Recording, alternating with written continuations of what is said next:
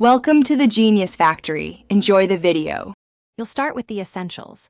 Make sure your Outlook account is connected and fully synced because rules act on incoming items.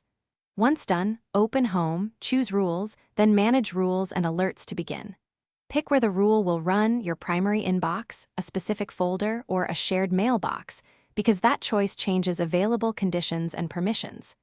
Now create a new rule. You're setting the trigger that tells Outlook when to act, so choose the trigger thoughtfully. Next, you define the how and why.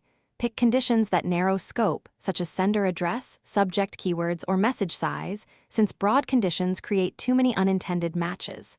Then pick actions, move to folder, mark read, forward, or delete, and combine actions when needed. Outlook executes them in order. Make sure to add exceptions for critical senders so important mail isn't rerouted. Finally, run the rule on existing messages. To test behavior, finish by naming the rule clearly and choosing client-side versus server-side execution. Server rules run even when Outlook is closed. Client rules do not.